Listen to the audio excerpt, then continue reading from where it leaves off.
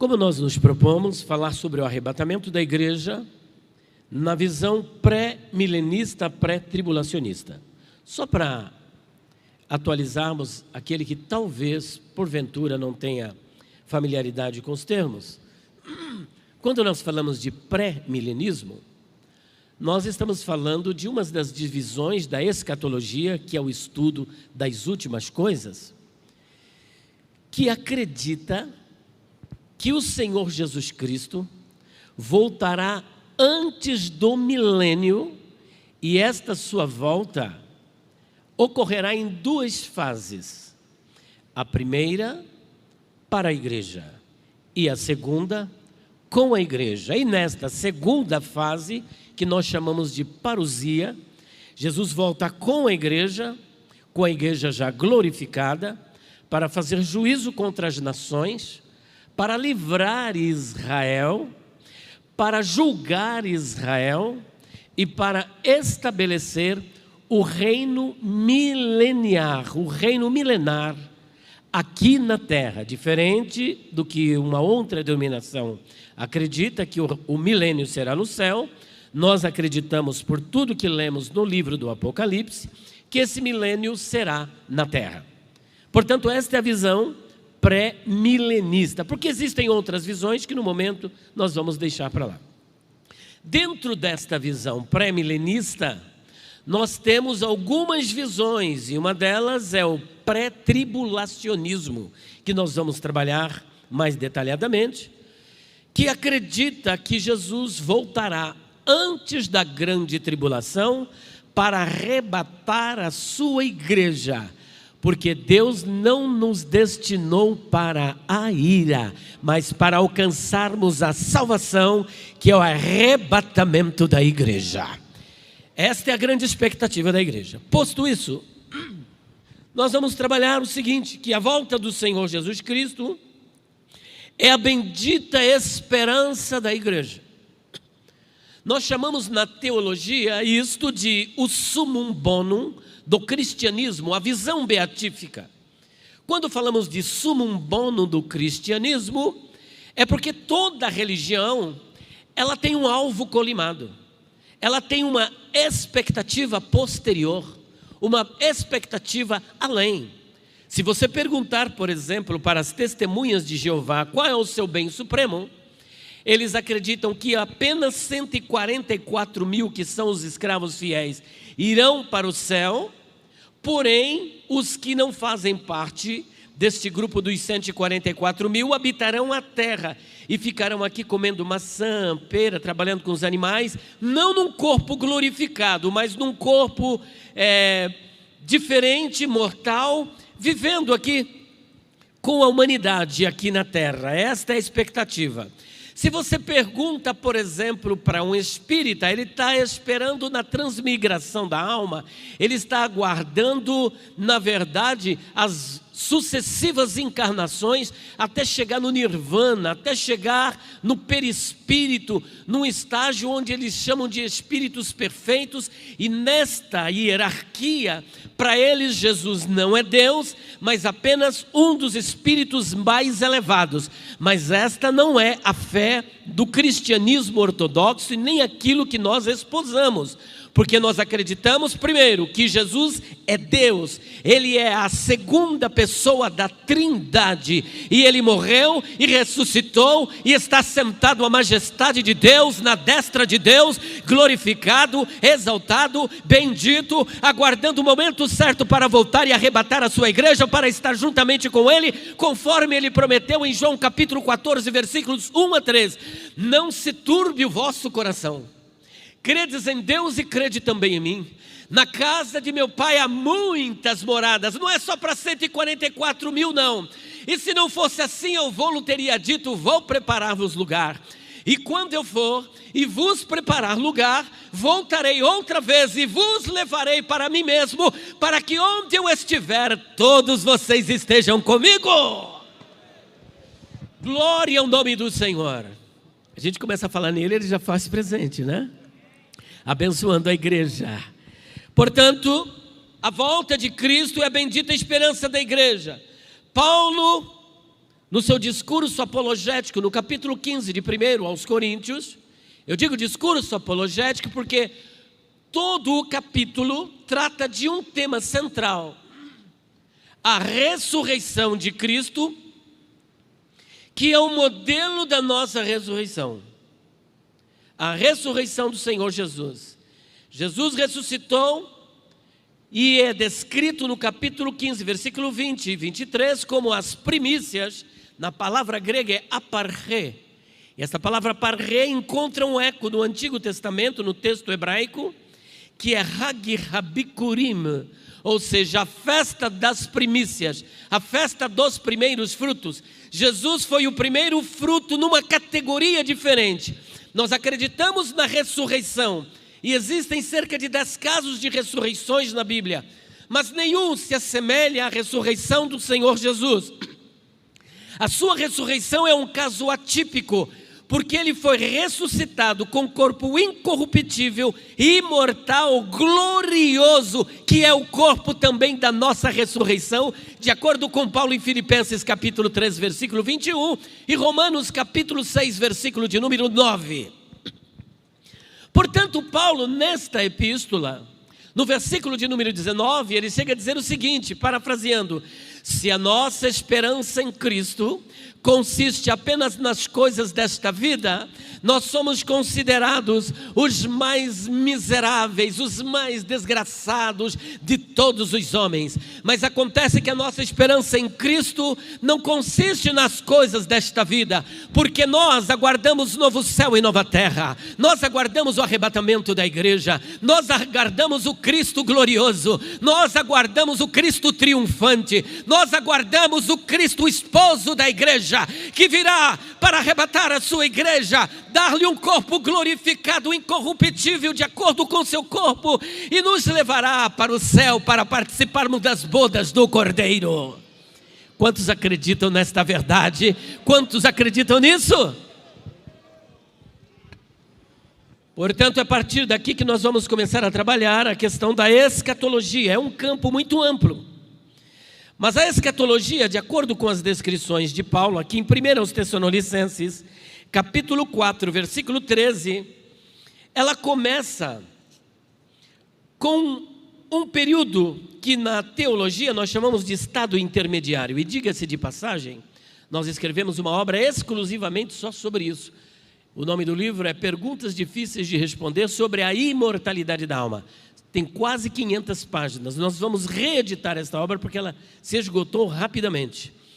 E nós trabalhamos sobre a imortalidade da alma. E aqui Paulo, ele diz o seguinte: não quero, irmãos, porém, irmãos, que sejais ignorantes acerca dos que já dormem, para que não vos entristeçais como os demais que não têm esperança.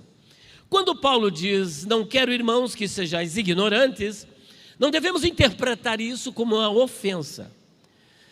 Mas o que Paulo está querendo dizer é o seguinte: eu não quero, irmãos, que vocês fiquem desprovidos de conhecimento acerca do lapso temporal entre a morte e a ressurreição, sobre aquilo que acontece com os mortos entre a morte e a ressurreição. E esse estado, esse lapso temporal, é chamado de estado intermediário. E o estado intermediário, ele é muito debatido principalmente pelas seitas, que não acreditam que na morte o homem continua tendo consciência, ou seja, que a alma é imortal, que apenas o corpo morre, mas não a alma.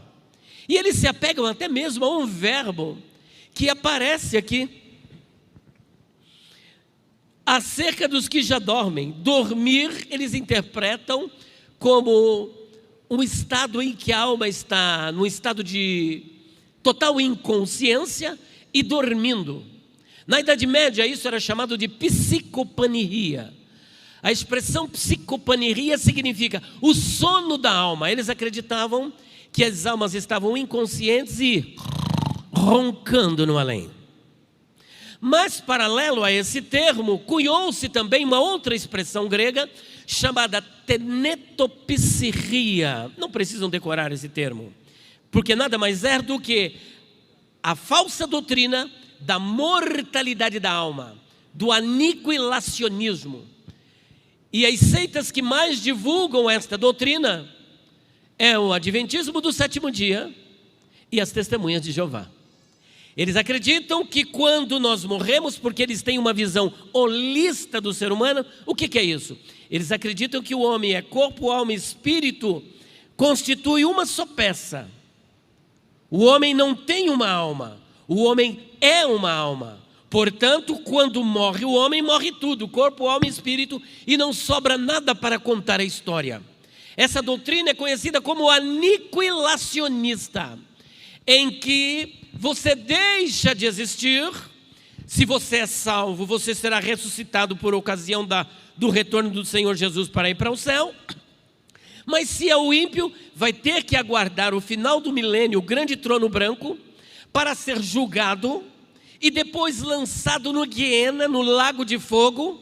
Então ele é ressuscitado, se apresenta diante de Deus, depois é lançado no lago de fogo, fica por um determinado tempo proporcional aos pecados que ele cometeu, e depois esta pessoa desaparece, porque eles são aniquilacionistas e não acreditam que o tormento será eterno, mas ele tem tempo de validade. Mas não é isso que a Bíblia ensina. Ao Senhor Jesus Cristo, em Mateus 25, 46, ele disse que o ímpio irão para o Colassim Aionion, ou seja, irão para o tormento eterno. A palavra grega ali, eterno, é Aionion. Mas os justos para o Dizoen Aionion, ou seja, para a vida eterna. Percebam que o adjetivo que qualifica o substantivo Colassim, castigo, é eterno. E o mesmo adjetivo que qualifica a vida também é eterno. Logo, se acreditamos que a vida é eterna, temos que acreditar que o castigo é eterno. Porque se o castigo não é eterno, segue-se que a vida não é eterna. Mas o Senhor Jesus Cristo disse que nós teremos vida eterna. Aquele que crê em mim passou da morte para a vida. Tem vida eterna. E que os ímpios e os salvos estão num estado de consciência após a morte. Nós queremos aqui deixar para vocês algumas passagens. Mateus capítulo 10, versículo de número 28, eu gostaria que vocês lessem. Mateus 10, 28. Os mortalistas odeiam esse texto. Eles odeiam. O que é que está escrito aí? E não temais os que matam o corpo e não podem matar a alma. Temei antes aquele que pode fazer perecer no inferno a alma e o corpo. Veja que aqui não é Paulo que está dizendo, não é Apolo, não é Cefas, não é João o evangelista, não é o arcanjo Miguel, não é o anjo Gabriel. E mesmo que fosse, se está na Escritura, nós receberíamos como inspirados pelo Espírito Santo. Mas aqui quem está falando é o autor da Bíblia, é o Criador do universo, é Deus, a segunda pessoa da Trindade, é o nosso Cristo ressurreto, glorificado, glorioso. Aleluia! Pode adorar o nome do Senhor, pode glorificar, Ele está presente aqui nesse lugar. Aqui é lugar de adoração, de glorificação, porque Ele é o alfa, o ômega, o princípio e o fim, o primeiro verdadeiro, o primeiro e o último. Olha o que ele disse: e não temais, não tenham medo daqueles que matam o corpo, mas não podem matar a alma.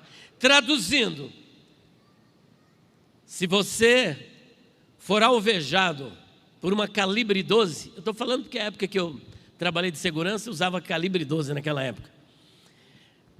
E ali, olha, levou um tiro daquilo ali, pode encomendar o caixãozinho.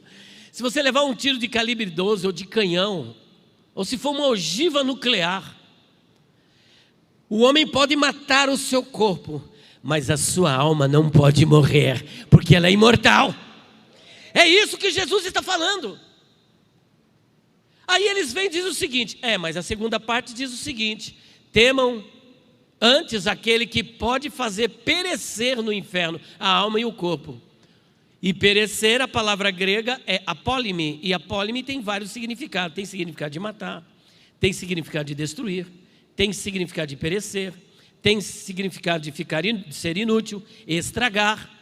Quando temos uma palavra dentro de um campo semântico, com uma variedade de significados, nós chamamos esta palavra de polissêmica, que vem da palavra grega polis, que são vários, mais o significado. Logo, é uma palavra com vários significados. Quando temos um fenômeno como este dentro do texto grego, dentro da Bíblia, o que a exegese e a hermenêutica nos recomenda? Que interpretemos esta palavra à luz do contexto.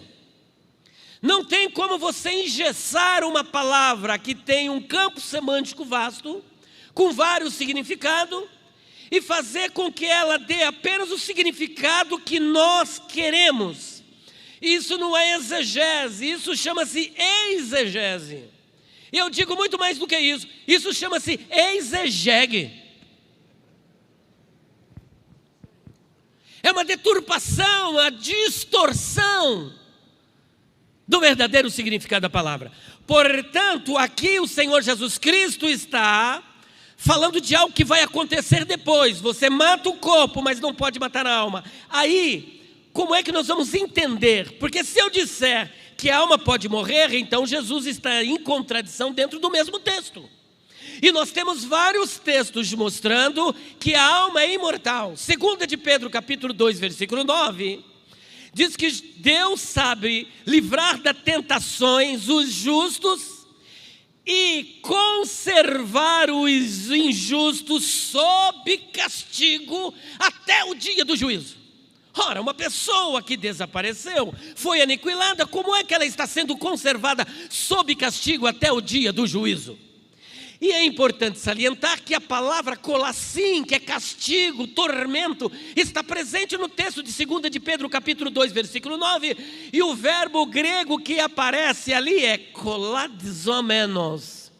E koladizomenos, esse termo grego, está num particípio presente. Esta é uma característica do verbo grego que dá a ideia de continuidade. É como, por exemplo, porque Deus amou o mundo de tal maneira que deu o seu Filho unigênito, para que todo aquele que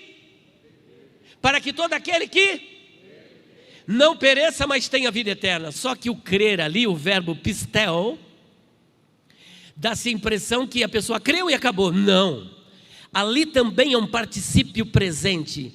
E a ideia do verbo crer ali é crer e continuar crendo. Crer e continuar crendo. Porque se você parar de crer, você vai ficar no caminho. É crer e continuar crendo. Da mesma sorte aqui, Deus conserva o injusto sob castigo até o dia do juízo. Eu pergunto para vocês, o dia do juízo já chegou? Então todos os ímpios da época antediluviana de Sodoma e Gomorra e todos os que estão morrendo sem a fé no Senhor Jesus Cristo estão debaixo de castigo, de acordo com Lucas capítulo 16, versículos 19 a 31. Estão sob punição. Portanto, que a alma é imortal, isso é um fato. Eu não vou continuar, porque senão a gente vai ficar falando sobre isso. E como eu disse para os irmãos, sem exibicionismo, temos uma obra com quase 500 páginas falando sobre este assunto. Mas fato é que assim como o ímpio está sob castigo, os justos, quando partem desta para outra vida, estão num estado de bem-aventurança. Olha o que Paulo diz: porque eu tenho desejo de partir para estar com Cristo, porque isto é muito melhor. Eu quero estar com Cristo. E João, o evangelista, ele é arrebatado em espírito no dia do Senhor na ilha de Patmos, num período histórico muito crítico da igreja, que é o período de um imperador chamado Domiciano. E ele disse: e eu vi as almas dos que foram degolados pelo testemunho de Jesus Cristo.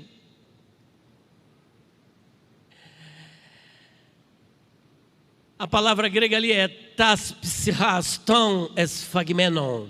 Ou seja, eu vi as almas, esse tom esphagmenon, ele tem uma característica do verbo que é um genitivo, e o genitivo dá ideia de origem. As almas não são apenas almas, mas almas que pertencem aos que foram degolados. Eles foram degolados, mas as suas almas eu vi debaixo do altar de Deus, em estado de bem-aventurança, no paraíso, no terceiro céu, no seio de Abraão. São termos intercambiáveis para se referir ao mesmo estado de bem-aventurança. É isso que Paulo está dizendo. Eu não quero que vocês sejam ignorantes acerca dos que dormem. Porque se cremos que Cristo ressuscitou, Cristo morreu e ressuscitou, olha só. Não quero, porém, irmãos, que sejais ignorantes acerca dos que já dormem, para que não vos entristeçais como os demais que não têm esperança. Você já viu o desespero das pessoas quando morre alguém? Um se mata, o outro sai desesperado e fica num estado de pânico. Como seres humanos sentimos tristeza, mas a nossa alma se alegra quando alguém é recolhido do jardim de Deus e levado para o céu. Preciosa é aos olhos do Senhor a morte dos seus santos. Paulo tinha um desejo ardente de partir para estar com Cristo. Ele chegou a dizer ainda que a nossa casa terrestre deste tabernáculo se desfaça, nós temos uma de Deus lá no céu, a esperança é o céu. Aleluia! O nosso alvo é o céu, e devemos estar focados no céu, no arrebatamento da igreja. Às vezes tem pessoas que ficam, por que Jesus não me cura da cegueira? Por que Jesus não me cura desse alejume? Por que Jesus não cura do câncer? Meu querido, se Jesus curar você do câncer, enquanto Jesus não voltar, fique sabendo de uma coisa, você vai morrer. O homem que mais viveu no planeta Terra chamava-se Matusalém. Ele viveu quantos anos? 969 anos. Mas diz assim, e Matusalém gerou filhos e filhas, e depois? Você pode viver 1000 anos, você vai morrer, porque o corpo é mortal. É a natureza pecaminosa. É o salário do pecado. A alma morre de que maneira? Morre espiritualmente, fica distante de Deus. Está cheio de morto-vivo e vivo-morto andando por aí. Nós somos vivos-mortos, vivos para Deus e mortos para o pecado. Eles são mortos-vivos, mortos para Deus e vivos para o pecado. Mas Deus virá buscar vivos-mortos, vivos para Ele, mortos para o pecado. E aqui está a igreja do Senhor. Portanto, vamos apressar um pouquinho, porque olha, eu tenho mais alguns minutos apenas para falar. A visão então de Jesus, Mateus 10, 28, Lucas 23, 43, eu não vou comentar, que o Senhor Jesus disse para aquele ex-ladrão. Ele disse, Senhor, lembra-te de mim quando vieres ou quando entrares no teu reino. O que Jesus respondeu? Hoje estarás comigo no paraíso. Aí o pessoal fica, não, mas não tinha pontuação no grego. Gente, vamos descartar tudo isso. Primeiro, quem prometeu, quem foi? Jesus é Deus ou não é Deus? Quando Jesus morreu na cruz, quem morreu? O homem ou Deus? Tem alguém que diz que morreu o homem Deus. Eu vim de um debate agora da televisão, quinta-feira, foi dia 12, dia do meu aniversário, viu? Precisam cantar parabéns, não. Eu estava vindo para cá. E aí ele diz que Jesus morreu corpo, alma, espírito e a divindade. Eu não sei o que ele faz com 1 Timóteo capítulo 6, versículo 16. Eu não sei o que ele faz com Isaías capítulo 9, versículo 6. Um filho se nos deu, e o principado está sobre os seus ombros, o seu nome será maravilhoso, Pai da eternidade. Como que o Pai da eternidade morre? É pecador? Aquele que não conheceu o pecado, Deus o fez pecado por nós. O fato de Deus tê-lo feito pecado não significa que ele pecou, porque temos um sumo sacerdote. imaculado, perfeito, separado dos pecadores, mais sublime do que os céus. O Cordeiro de Deus que tira o pecado do mundo. Adão no paraíso pecou, Jesus no deserto venceu o pecado, e Ele pode simplesmente interceder como sumo sacerdote por cada um de nós. Portanto, Jesus prometeu, Ele é Deus, Deus não morreu. A palavra dele é fiel, Ele levou. Mas estarás, é para não sei quanto tempo. Não. Você acabou de pronunciar o verbo. Você está no futuro, o que você disse já está no passado. Estarás comigo. Eu posso dizer para o... Como é o nome do senhor?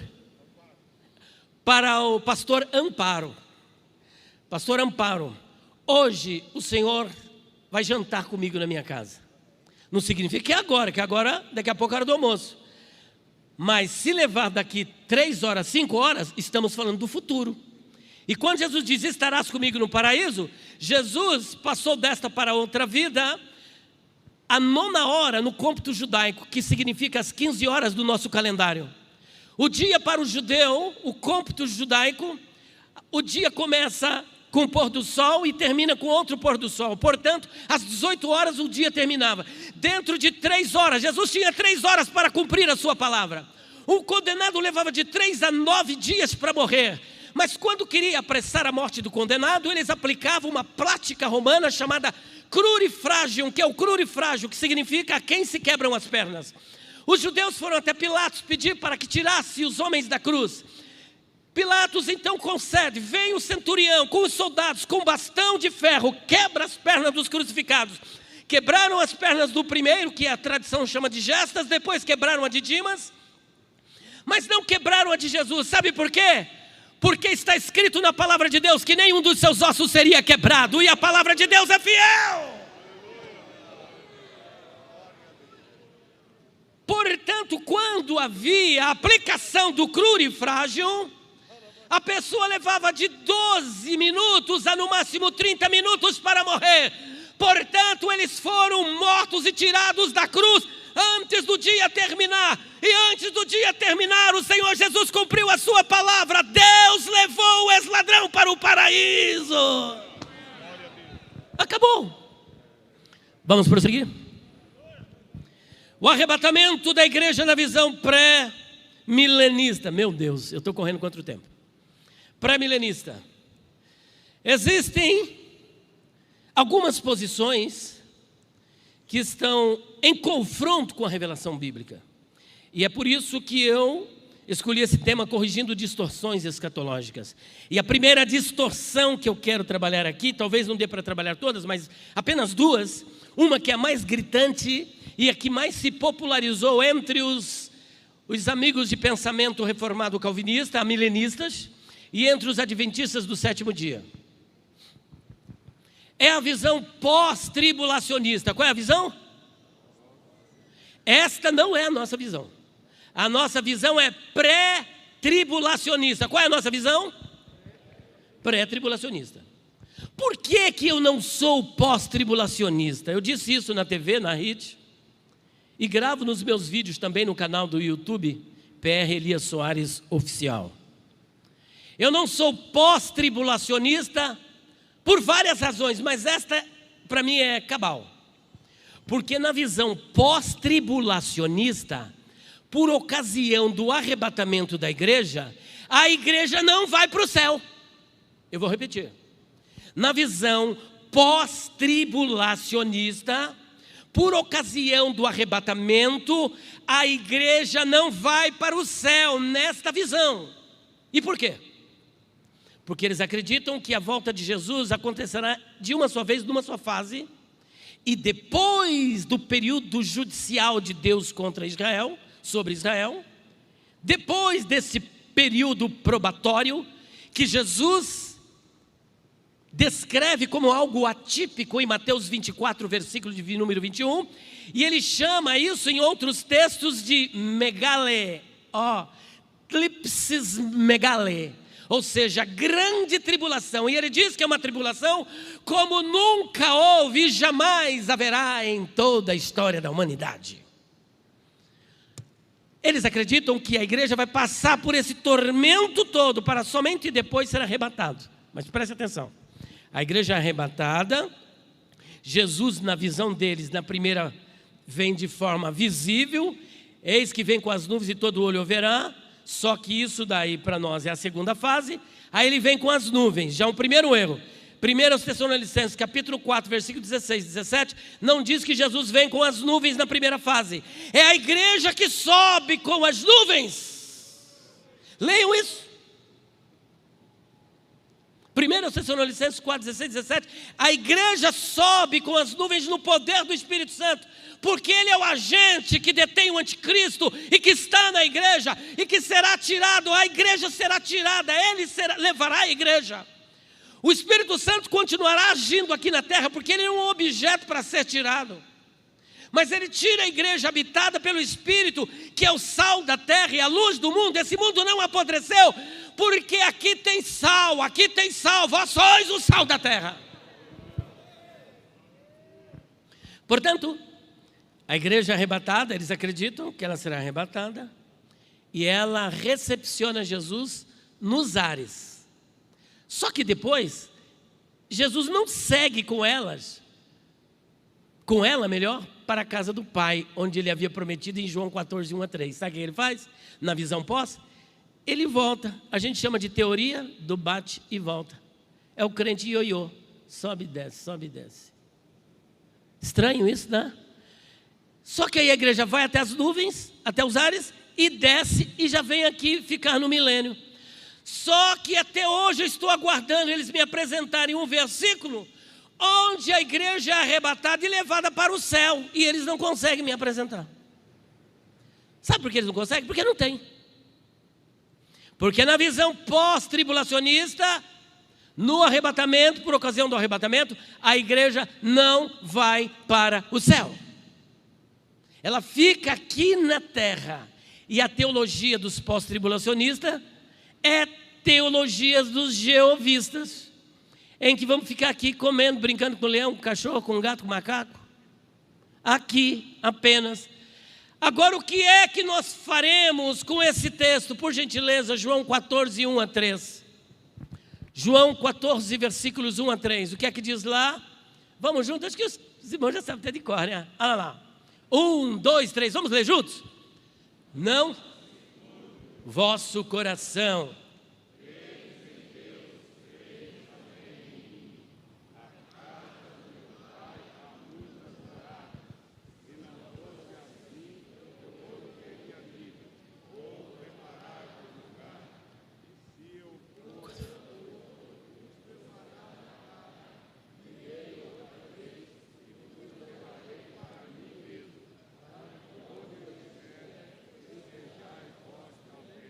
Espera aí um pouquinho.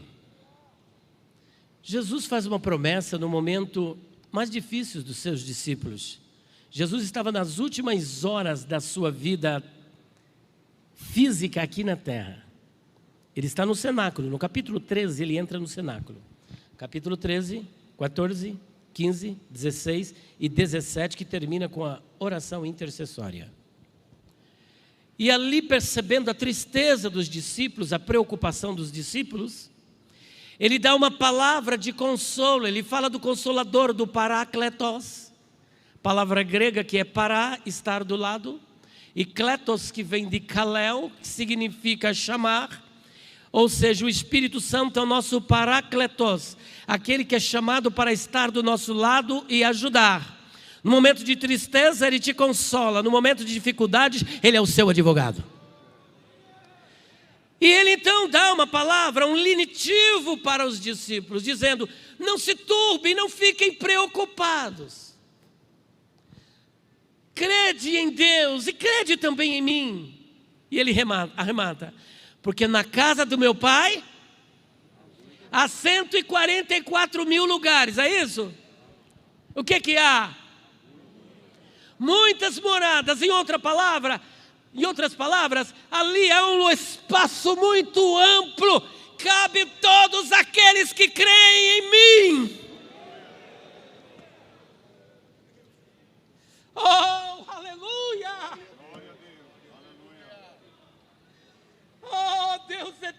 pode sentir as palavras de Jesus? Tem lugar para todos aqueles que acreditam em mim. Aleluia! Glorificado seja o nome do Senhor. Esperança bendita, esperança gloriosa, porque a nossa pátria está nos céus, de onde aguardamos o Salvador Jesus Cristo,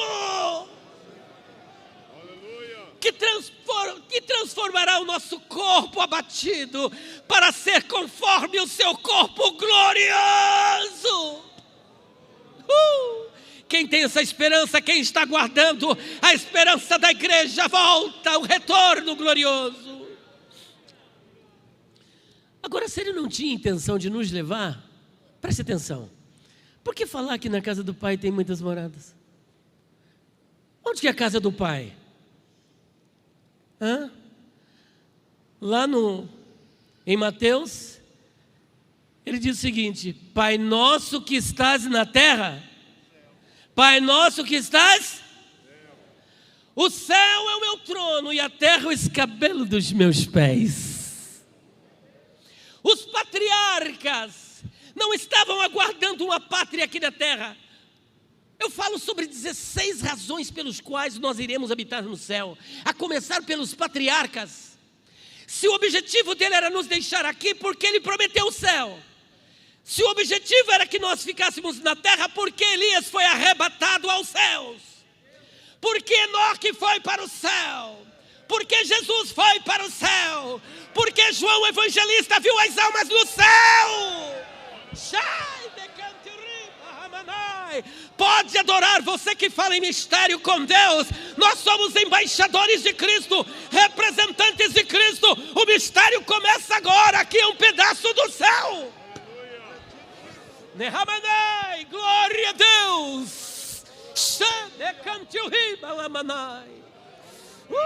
Aleluia.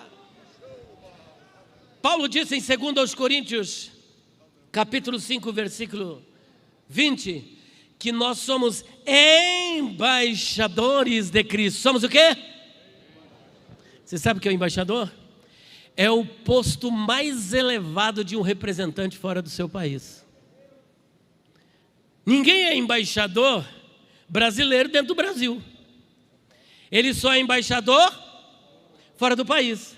Então, se somos embaixadores, isto é uma prova insofismável, irrefragável, inequívoca, inquestionável, de que nós representamos o céu, porque a nossa pátria está no céu. Embaixador, adore o seu rei, glorifique o seu rei, exalte o seu rei. Em breve partiremos, em breve sairemos daqui. É o destino da igreja, é o céu, é o céu, é o céu, é o céu. Aleluia. A glória do Senhor está presente na casa. Aqui é um pedaço do céu. Aqui é um pedaço do céu. A embaixada brasileira pode estar nos Estados Unidos. A embaixada brasileira nos Estados Unidos, o território da embaixada é brasileiro ou é americano? Brasileiro. Ali é território brasileiro. Uma invasão à embaixada é uma declaração de guerra. Portanto, onde você estiver, não importa o lugar, a diferença está com você. Você é embaixador, aquele lugar é solo celestial. Ah, mas eu moro na comunidade, ali é pedaço do céu. Ah, na minha faculdade, ali é pedaço do céu. Lá dentro da minha casa, ali é pedaço do céu. Aqui neste lugar é pedaço do céu, é pedaço do céu. Pode falar a língua do teu país, está liberado. Pode falar, pode falar. Adorado é o nome do Senhor. Glória ao nome do Senhor. Quantos estão entendendo essa palavra? Meu Deus. Em 10 minutinhos eu termino, pastor. 10 minutinhos só, tá bom? Bora lá. O pós-tribulacionismo, portanto, deve ser rejeitado. A igreja não vai para o céu. Existe o chamado mesotribulacionismo. Eu não vou nem falar sobre isso, que acredita que nós passaremos metade da grande tribulação e na metade seremos arrebatados.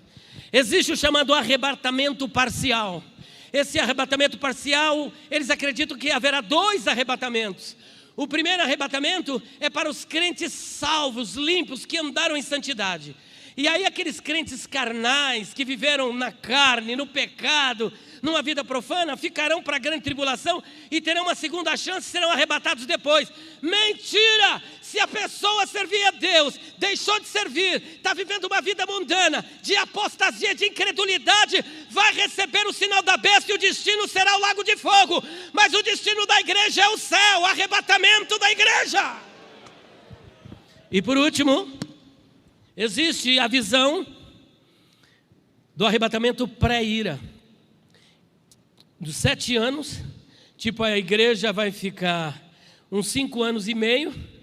Quando chegar a ira de Deus, que é as 7 taças que serão derramadas, então a igreja é arrebatada. Gente, sola gratia.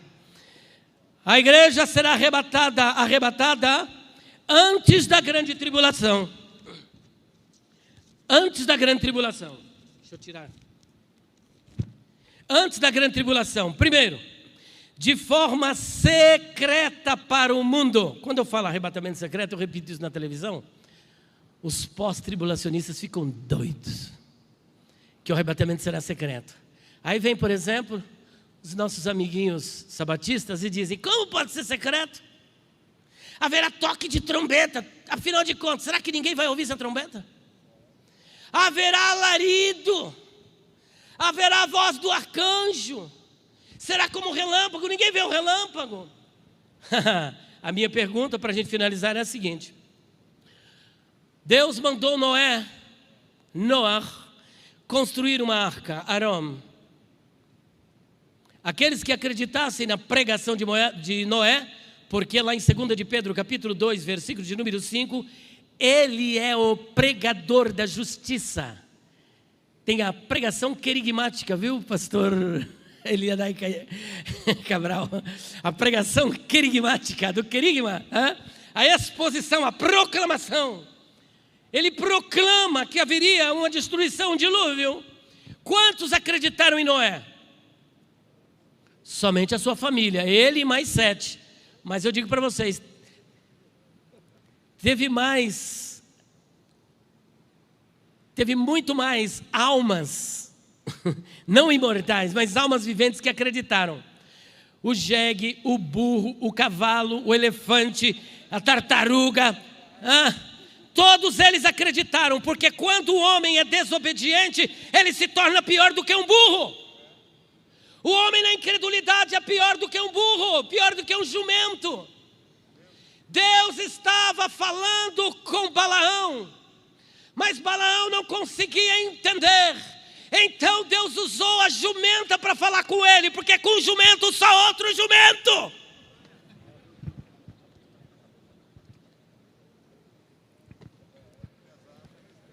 Mas as aves do céu, os animais terrestres, quando ouviram o chamado de Deus, preste atenção neste cenário, a variedade, a diversidade que há no campo biológico, de vidas, saíram de todos os rincões da terra e vieram para um único lugar. Como é que eles sabiam o endereço? Como é que eles sabiam que ali era a arca da salvação? Eles entenderam a mensagem de Deus. Assim como a baleia, alguns dizem que não é baleia, eu vou usar aqui a palavra do pastor José Wellington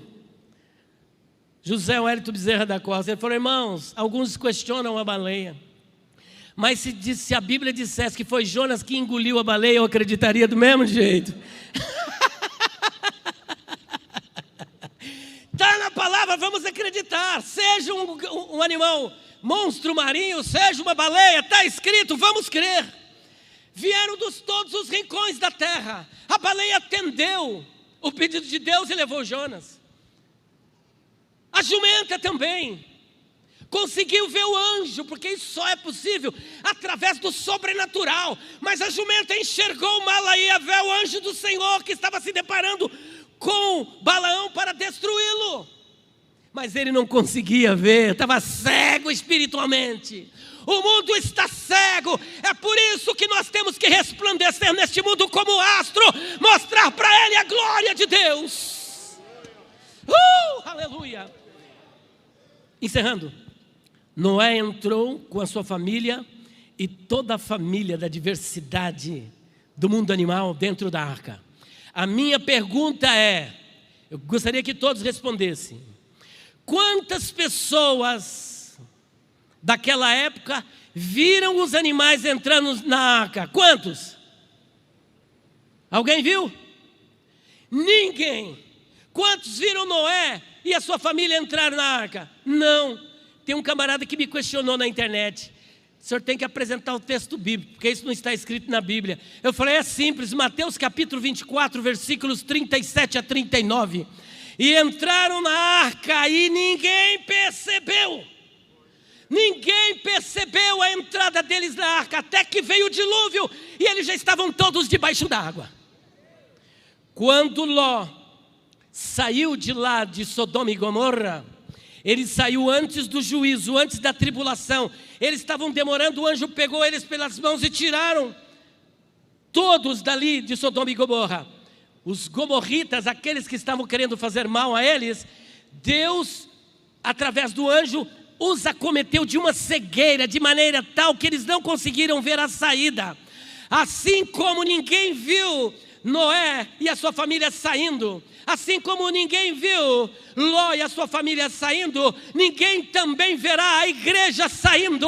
O arrebatamento será secreto, secreto para o mundo. E vou dizer mais,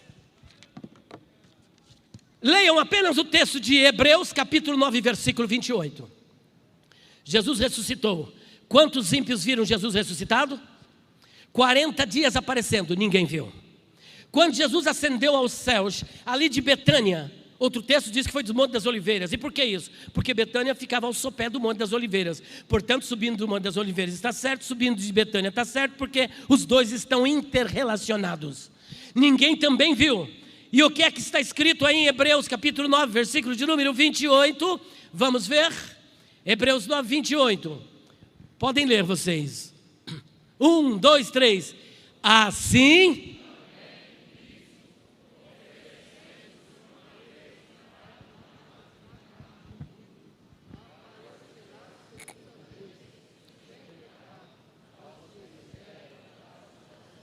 Espera aí um pouquinho, ele aparecerá a segunda vez, sem pecado. Para quem? Para os que esperam para a salvação. A palavra grega que aparece ali no verbo aparecer é ophtesetai. Ophtesetai significa será visto. Será visto. Em outras palavras, Jesus Cristo, por ocasião do arrebatamento, será visto apenas por aqueles que o aguardam para a salvação. A minha pergunta: o mundo está aguardando a volta de Jesus? O mundo está esperando o anticristo. O mundo está esperando a grande tribulação. O mundo está esperando o juízo final. Mas nós, segundo a nossa esperança, aguardamos a volta de Jesus. Aguardamos o arrebatamento. Aguardamos novo céu e nova terra. Que Deus abençoe a todos vocês em nome do Senhor Jesus. Irmãos, rapidamente, eu trouxe aqui. Pode orar? Tá bom, aí depois eu falo. Tá, então vamos falar e já. Vamos orar primeiro, vamos lá. Meus queridos, tem aqui, olha, um círculo de oração do Planalto Verde. Parabeniza a irmã Dirce, pelos seus 81 anos. Cadê a irmã Dirce? Está por aí? 81 anos. Meu Deus do céu, é muito tempo. Se eu chegar até, eu já estou premiado. Oh, glória a Deus. Vamos estar orando então pela nossa irmã Dirce, orando por... Quantos precisam de oração? Eu e minha casa, ora para minha esposa que ela está nos assistindo agora, a irmã Débora Soares, Abigail Soares, Davi Soares, a minha irmã chamada Dalila, que tem necessidades especiais, é acamada, e peço que os irmãos orem também para Deus fazer uma grande obra. Senhor, nosso Deus e nosso Pai que está nos céus, mais uma vez queremos te glorificar, adorar e bendizer pela tua palavra, por esse momento de comunhão, pela tua graça, pela tua unção, pelo teu poder, pela viva esperança. E queremos apresentar a tua serva, a irmã Dirce, completando seus 81 anos. Abençoa a tua filha, guarda, Senhor, cura de qualquer enfermidade. Abençoa também o teu povo, trazendo a cura, a libertação. Olha para o meu lar, a minha esposa, meu filho, a minha filha, minha irmã, a minha vida. O pastor Elienay, que também nos trará uma palavra nesta manhã. Nos abençoa, reveste-nos com o teu poder para a glória do teu santo nome, em nome de Jesus, amém. Meus queridos, eu trouxe aqui, Perguntas Difíceis de Responder, volume 3, tem 59 temas, entre eles, por exemplo, o que a mulher de Jó disse para ele: amaldiçoa Deus e morre, abençoa Deus e morre. Jefté sacrificou sua filha, quem foi Maria Madalena, de onde veio Deus, quem criou o mal. E temos ainda o dicionário de palavras, expressões, interpretação e curiosidades bíblicas. Temos apenas 10 kits para os irmãos que quiserem. A minha fé foi pequena, trouxe pouco, mas ainda temos 10 kits. Os irmãos que quiserem, nós estamos lá na livraria, que aqui nós trabalhamos de etimologia de nomes, teologia. São várias questões que agora não dá para explicar. Deus abençoe a todos vocês em nome de Jesus.